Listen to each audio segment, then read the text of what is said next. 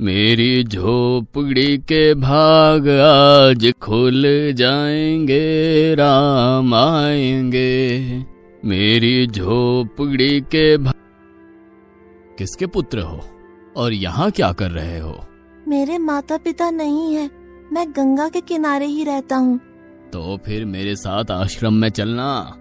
मैं आश्रम में अकेला रहता हूँ, तेरे साथ रहते हुए मुझे आनंद होगा। मैं आपके आश्रम आऊंगा, लेकिन मेरा शरीर देख लो बाबा जी। मतलब क्या कहना चाहता है तू? और तेरा नाम क्या है? मेरा नाम अढ़ैया है। अढ़ैया? ऐसा नाम तो इस प्रदेश में नहीं पाया जाता। इसमें कोई प्रदेश से मतलब नहीं है। इस उम्र में मैं 2.5 किलो की बाटी अकेला खाता हूँ और उसके साथ शाक, भाजी, दाल, चावल, मिठाई ये सब अलग से खाता हूँ। इसी कारण लोग मुझे अढ़ैया कहते हैं। अरे कुठार भरे हैं बच्चा, तुझे जितना खाना हो उतना खाना। और ये अढ़ैया नाम भी मुझे पसंद आया। तू चल आश्रम। आप कहोगे उतना काम करूँगा बाबा जी, लेकिन खाना खिलाने में कोई कमी मत रखना। 2.5 किलो की बाटी तो चाहिए ही मुझे, फिर खुराकी बढ़े तो कुछ कह नहीं सकता। अरे भाई, तू खाना जितना खाना हो उतना। तो चल, ये हमारा आश्रम है, यहाँ तुझे जितना खाना हो उतना खाना। लेकिन हमारे आश्रम का एक नियम है कि एकादशी के दिन उपवास होता है। मतलब उपवास में क्या करना होता है? उस दिन आश्रम में चूल्हा नहीं जलेगा, उस दिन भूखा ही रहना होता है। वो महीने में कितनी बार आती है? 2 बार, एक पूर्णिमा की एकादशी और दूसरी अमावस्या की। तो 2 दिन भूखा रहना पड़ेगा। हाँ। नमो नारायण, मैं जा रहा हूँ। पर क्यों? नहीं बाबा जी, एकादशी के उपवास करने पड़े ये मुझे पसंद नहीं है। पर 15 दिन में एक बार तू फल भर पेट खा लेना, दूध ज्यादा पी लेना। नहीं बाबा जी, बाटी तो चाहिए ही 2.5 किलो। पर आश्रम का नियम है। वो जो भी नियम हो, या तो नियम सुधारो या तो मुझे जाने दो। ठीक है, तू खाना, लेकिन आश्रम में चूल्हा नहीं जलेगा। मुझे बचपन से ही गरीबी ने कई कलाइयाँ सिखा दी हैं। मुझे रसोई बनाना आता है।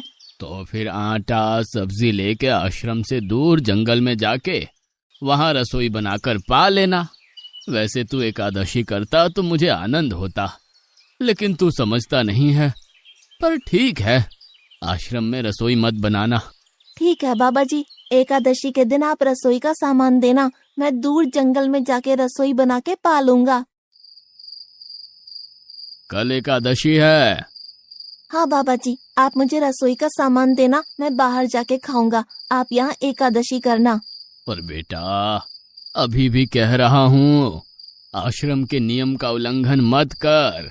बाबा जी, तो फिर आप मुझे जाने दो।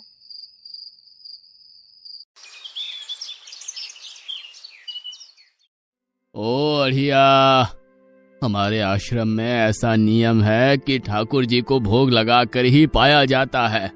तू एकादशी के दिन ये सब कर रहा है, उसमें मैं मना नहीं करता, पर ठाकुर जी को भोग लगा कर ही पाना।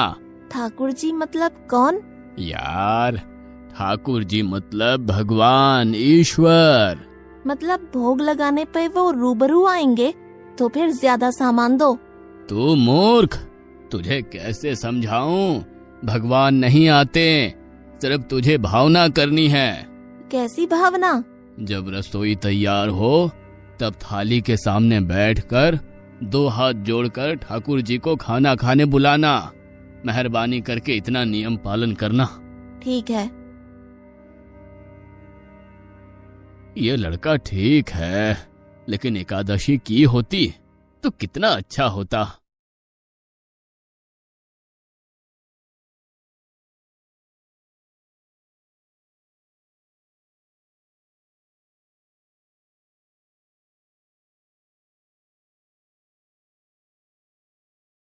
देव के ठाकुर, आप खाना खा लो। स्वामी, भोजन तैयार है, आप कहाँ जा रहे हैं? मेरा एक भक्त मुझे बुला रहा है, मैं अभी आया। गुरुदेव के ठाकुर, आप खाना खा लो।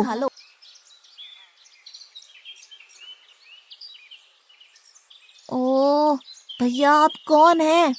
गुरुजी का ठाकुर हूँ। गुरुजी के ठाकुर? बाबा जी तो कहते थे ठाकुर जी नहीं आते और आप आए। बाबा जी ने मुझे ठगा और आपने भी ठाकुर। कुछ तो मर्यादा रखो ठाकुर, तुरंत दूसरे की बनाई रसोई पे टपक पड़े।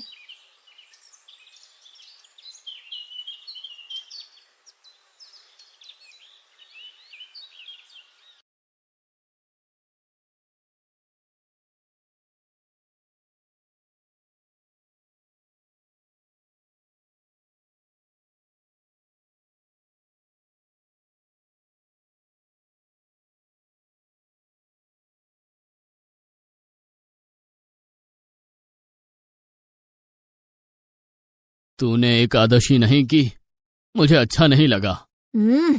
खाना खाया? क्या खाऊं? बाबा जी का ठुल्लू। ये आपके ठाकुर मान मर्यादा या विवेक समझते हैं, समझ ही नहीं आता। एक तो एकादशी नहीं की और ठाकुर को क्यों अपवाद कर रहा है? तो क्या करूं? आपके कहे अनुसार मैंने हाथ जोड़ के बोला, गुरुदेव के ठाकुर पधारो, तो जिसे कुछ नहीं आके सीधा खाने लगा। मेरी बात पूरी हो उससे पहले सब निपटा गया, भुक्कड़ कहीं का। भगवान थोड़े तेरे पास आएंगे।